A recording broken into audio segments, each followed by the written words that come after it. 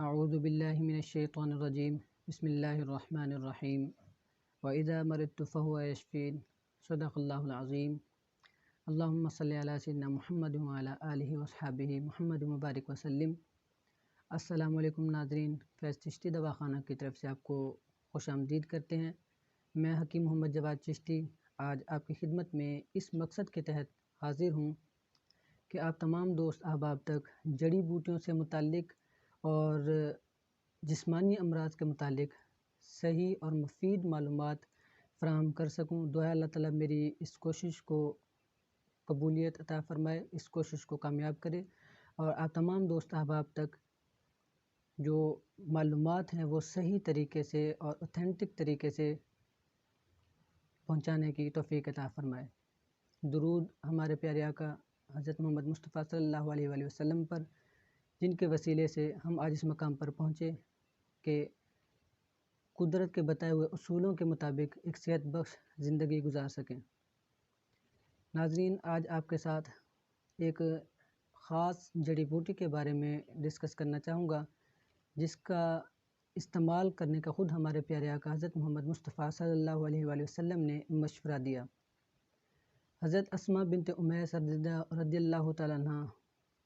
فرماتی ہیں کہ رسول اللہ صلی اللہ علیہ وآلہ وسلم نے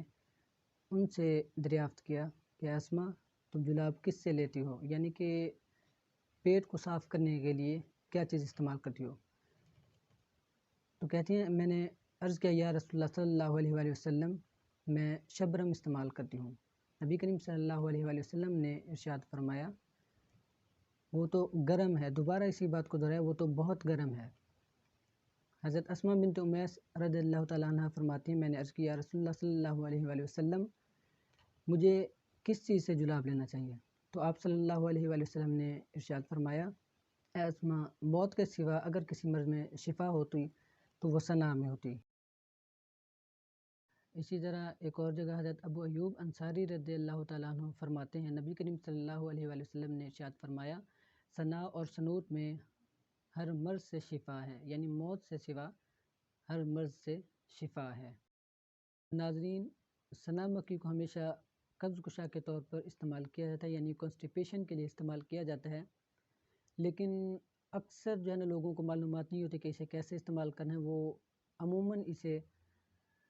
اکیلے کو ہی استعمال کرتے ہیں، جو کہ استعمال کا طریقہ غلط ہے۔ اسے اکیلے کبھی بھی استعمال نہیں کرنا چاہیے، کیونکہ اکیلے استعمال کریں گے تو اس کا مزاج گرم خشک ہے، مزاج میں آپ زیادہ نہ جائیں، کیونکہ وہ پریشانی والی بات نہیں، اس قدر یہ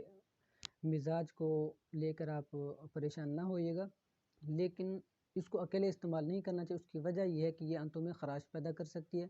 معدے میں خراش پیدا کر سکتی ہے۔ السر کے مریض اگر ہیں تو وہ اس کو اس طرح اکیلے استعمال نہ کریں۔ اس لیے بہتر یہی ہے کہ جو سب سے آسان طریقہ ہے اسے آسان طریقے کے ساتھ استعمال کیا جائے، تاکہ اس کے کسی بھی قسم کے مضر اثرات معدے آنتوں پر نہ پڑیں۔ تو ناظرین، ثنا مکھی جو ہے اس کو اگر زیادہ مقدار میں استعمال کیا ہے تو یہ مسہل ہے، جلاب لانے والی ہے، پیچے چلاتی ہے، یعنی کہ اکثر جو حکامہ حضرات ہیں وہ اپنی حکمت کے تحت استعمال کرواتے ہیں کہ پیٹ کا صفایا کر کے اس کے بعد علاج کیا جائے کسی بھی مرض کا، اور اگر اسے ایک مناسب مقدار میں استعمال کیا جائے تو یہ بہترین قبض کشا ہے۔ لیکن اس کا سب سے بہترین طریقہ یہی ہے کہ اسے مرکب کے طور پر استعمال کیا جائے، اس کا مرکب استعمال کیا جائے، اس کو اکیلے استعمال نہ کیا جائے۔ اس کا سب سے بہترین طریقہ یہ ہے کہ اس کو جوشاندے کی صورت میں استعمال کیا جائے، اور جوشاندے میں اگر استعمال کرتے ہیں تو اس کے ساتھ گلاب کے پھول کی پتیاں اور روغن بادام استعمال کرنا چاہیے۔ اگر کسی کو ثنا مکھی کی وجہ سے کوئی مضر اثرات کا سامنا ہو تو اسے چاہیے کہ روغن بادام کا استعمال کرے، دودھ میں مکس کر کے روغن بادام پی سکتا ہے، جو بھی اس کے مضر اثرات ہوں گے وہ انشاءاللہ دور ہو جائیں گے۔ اسی طرح اس کو ایک بہترین طریقہ یہ بھی ہے کہ اس میں 7 گرام گلاب کے پھول کی پتیاں شامل کی جائیں، 10 گرام ثنا مکھی کے پتے ہونے چاہیے، صرف یاد رکھیے گا پتے لینے ہیں، اس کے ڈنڈیاں نکال دینی کیونکہ ڈنڈیاں مروڑ پیدا کرتی ہیں، اور آدھا کلو دودھ ہونا چاہیے۔ یہ تینوں اجزاء، اس کے ساتھ چینی حسب ضرورت آپ استعمال کر سکتے ہیں، اس کو جوش دے کر آپ پی سکتے ہیں۔ بہترین قبض کشا ہے، بہترین قسم کے یہ آنتوں کی صفائی کرے گی، اور کسی قسم کے مضر اثرات انشاءاللہ سامنے نہیں آئیں گے۔ ناظرین پہلا طریقہ تو آپ کے سامنے یہ رکھا کہ اسے دودھ میں جوش دے کر گلاب کے پھول کی پتیوں کے ساتھ پیا جائے۔ دوسرا اس کا جو صفوف کی شکل میں طریقہ ہے وہ بھی آپ نوٹ فرما لیجئے، انشاءاللہ اس سے بھی آپ کو بھرپور فائدہ ہوگا۔ آگے چل کر اس کے بارے میں ڈسکس کرتے ہیں۔ اس کا مرکب جو ایک بہترین مناسب جو کسی قسم کا مضر اثرات نہیں رکھتا، نوٹ کر لیجئے۔ برگ سنا 160 گرام یعنی سنا مکی کے پتے 160 گرام، ملٹھی 160 گرام، گندھک مدبر 80 گرام۔ یاد رکھے گا گندھک مدبر استعمال کرنی ہے، اس میں گندھک ویسے استعمال نہ کیجیے گا۔ مدبر کرنے کا طریقہ انشاءاللہ ویڈیو میں بھی شیئر کیا جائے گا، لیکن اس کا جو سب سے آسان اور بہتر طریقہ مدبر کرنے کا ہے وہ یہ ہے کہ اسے دودھ میں ابال کر مدبر کیا جائے، یعنی کہ اسے صاف کیا جائے، بغیر صاف کے مدبر کے استعمال نہیں کرنا چاہیے۔ اور آخری جو ہمارا چوتھا جز ہے وہ سونف 80 گرام، یعنی کہ سنا مکی کے پتے 160 گرام، ملٹھی 160 گرام، گندھک مدبر صاف شدہ 80 گرام، سونف 80 گرام۔ اس کے ساتھ چینی آپ حسب ذائقہ حسب ضرورت استعمال کر سکتے ہیں، عموماً اس نسخے کے مطابق 50 گرام آپ شامل کر سکتے ہیں۔ یہ ناظرین ایک بہترین قسم کا مرکب ہے جو کسی قسم کا سائیڈ ایفیکٹ نہیں رکھتا، آپ اسے استعمال کیجئے، انشاءاللہ یہ پیٹ کی بھی صفائی کرے گا، آنتوں کی صفائی کرے گا، معدے اور جگر کے افعال بھی بہتر کرے گا۔ لیکن ناظرین جیسا کہ پہلے عرض کیا گیا کہ اس کا جوشاندہ پینا زیادہ مفید ہے، تو اس کے جوشاندے میں آپ منقع اور بنفشہ بھی شامل کر سکتے ہیں، یعنی سنا مکی کے پتے ڈنڈیاں نکال کر، آپ نے ڈنڈیاں استعمال نہیں کرنی، صرف پتے استعمال کرنے ہیں۔ منقع اور بنفشہ یہ تین چیزیں اگر آپ ان کا جوشاندہ اور ساتھ چینی مٹھاس کے لیے حسب ذائقہ آپ استعمال کر سکتے ہیں۔ یہ جو تین اجزاء ہیں یہ اس کا جوشاندہ آدھا کپ بنا کر پینا، صبح شام پی سکتے ہیں اسے۔ یہ جوڑوں کے درد، کمر درد، بواسیر اور خارش کے لیے انتہائی مفید ثابت ہوتے ہیں۔ آپ اس مرکب کو بھی استعمال کیجئے، انشاءاللہ اس سے آپ بھرپور فائدہ حاصل کریں گے۔ اور ناظرین سنا مکی کے پتوں کو اگر سرکے میں جوش دے کر جسم پر لگایا جائے، خارش والے حصے پر لگایا جائے تو اس سے بھی پھوڑے، پھنسیاں، ایگزیما جیسا مرض اس میں انتہائی مفید ہے۔ ایک اور اگر آپ استعمال کرنا چاہیں تو اس کو برگ ہینا یعنی مہندی کے پتوں، شاترہ اور سرکہ، یہ تین چیزیں، اس میں آپ چوتھی چیز سنا مکی کے پتے شامل کریں گے، یعنی سنا مکی کے پتے، شاترہ، برگ ہینا مہندی کے پتے اور سرکہ، یہ چار چیزیں اگر آپ مکس کر کے اسے جوش دے کر آپ استعمال کرتے ہیں بیرونی طور پر جلد پر لگانے کے لیے، تو یہ بھی پھوڑے، پھنسیاں، داد، چنبل، خارش، الرجی اس قسم کے امراض کے لیے انتہائی مفید ہے۔ ناظرین اگر سنا مکی کے پتوں کو آپ سرکے میں استعمال کر کے یا اسپیشلی طور پر اگر مہندی میں شامل کر کے، یعنی کہ مہندی کے پتے اگر خالص لے لیں تو وہ سب سے زیادہ بہتر ہے۔ سنا مکی کو اگر مہندی کے پتوں میں آپ استعمال کرتے ہیں، مہندی پیس کر اس میں استعمال کرتے ہیں تو یہ وقت گزرنے کے ساتھ ساتھ بالوں کو بھی سیاہ کرتا ہے، یعنی بال اس سے سیاہ ہونا شروع ہو جاتے ہیں۔ تھوڑا سا لمبے عرصے کے لیے آپ کو استعمال کرنا پڑے گا، لیکن انشاءاللہ اس کے فوائد ضرور حاصل ہوں گے۔ اسی طرح آپ جب مہندی میں استعمال کرتے ہیں تو سر میں جو پھوڑے، پھنسیاں ہو جاتے ہیں، چھوٹے چھوٹے جو دانے ہو جاتے ہیں جن سے ریشہ نکلتا ہے، خشک نہیں ہوتے، یا پھر الرجی ہو جاتی ہے، الرجی کی وجہ سے انتہائی خارش ہوتے، اس کے لیے بھی یہ انتہائی مفید چیز ہے۔ پھوڑے پھنسیاں ٹھیک ہونے کے ساتھ ساتھ بال بھی بڑھتے ہیں اور گنج پن بھی مٹتا ہے۔ جن حضرات کو گنج پن ہوتا ہو،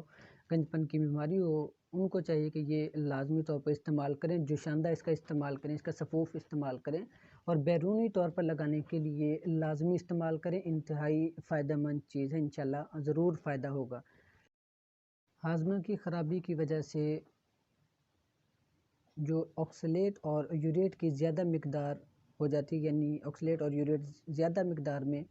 پیدا ہوتے ہیں یا آکسلیٹ اور یوریٹ کی مقدار بڑھ جاتی ہے، سنا مکی کا استعمال ان کے اخراج کے لیے بھی ایک بہترین چیز ہے۔ آپ اگر کسی دوست احباب کو اس طرح کی شکایت ہو تو یہ استعمال کر سکتے ہیں سنا مکی، اس کا جوشاندہ استعمال کر سکتے ہیں، اس کا مرکب کوئی بھی استعمال کر سکتے ہیں جیسا کہ آپ کو بتایا بھی گیا ہے، یا مزید اگر آپ کا کوئی قریبی معالج آپ کو مشورہ دیتا ہے تو آپ وہ بھی استعمال کر سکتے ہیں۔ اور ناظرین، آکسلیٹ اور یوریٹ کی مقدار جب زیادہ ہو جاتی ہے یعنی بڑھ جاتے ہیں تو یہ جلن کے ساتھ یعنی کہ پیشاب کی نالیوں میں جلن کے ساتھ ساتھ ذہنی پریشانی کا باعث بھی بنتے ہیں، اور یہ گردے اور مثانے میں پتھری کا باعث بھی بن سکتے ہیں۔ گردے اور مثانے میں جن دوست احباب کو پتھری ہو یا آکسلیٹ اور یوریٹ کی مقدار بڑھ جانے کی وجہ سے پتھری ہو جائے تو وہ بھی سنا مکی کے مرکبات استعمال کر سکتے ہیں، انشاءاللہ انتہائی فائدہ مند ثابت ہوں گے۔ جیسا کہ آکسلیٹ اور یوریٹ پیشاب میں حل نہیں ہوتے اور سفید رطوبات کی شکل میں یہ پیشاب کی نالیوں سے خارج ہوتے ہیں، تو اکثر دوست احباب، اکثر مریضوں کو یہ شک ہوتا ہے کہ شاید یہ جریان کا مرض ہے، جبکہ ایسا نہیں ہوتا۔ یہ سفید رطوبات کا نکلنا خاص طور پر اس چیز کی بھی علامت ہو سکتا ہے کہ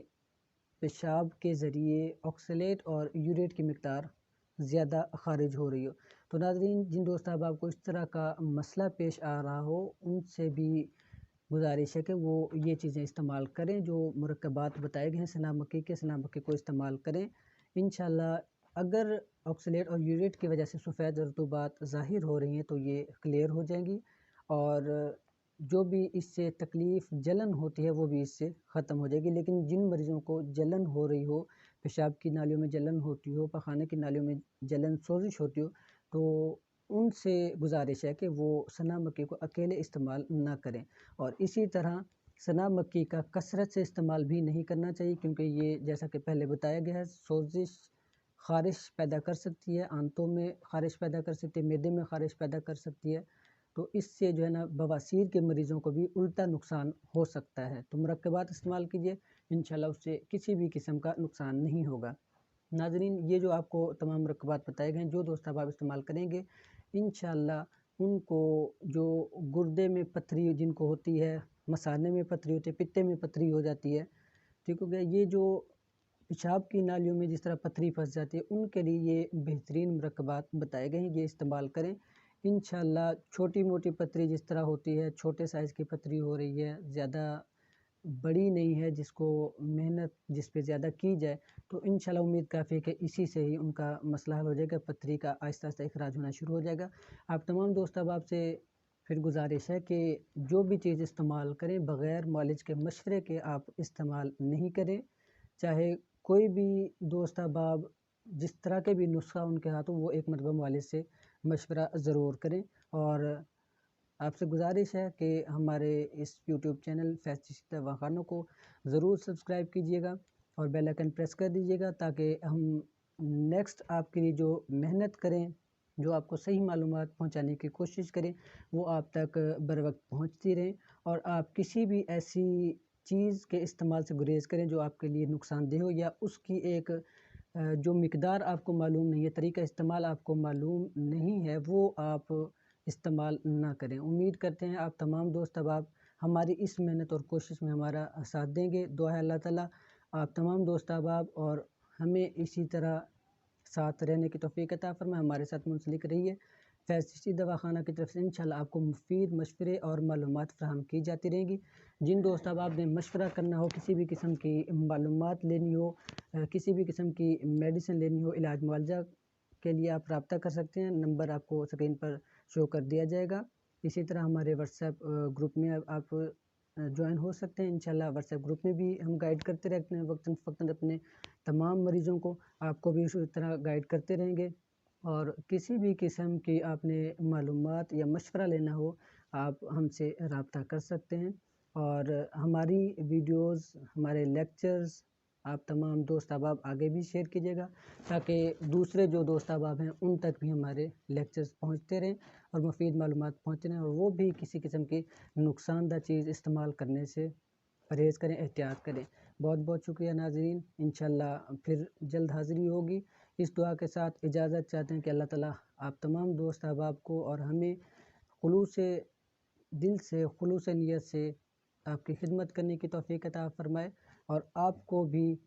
صحیح معلومات حاصل کر کے ان پر عمل کرنے کی توفیق عطا فرمائے۔ بہت بہت شکریہ۔ السلام علیکم۔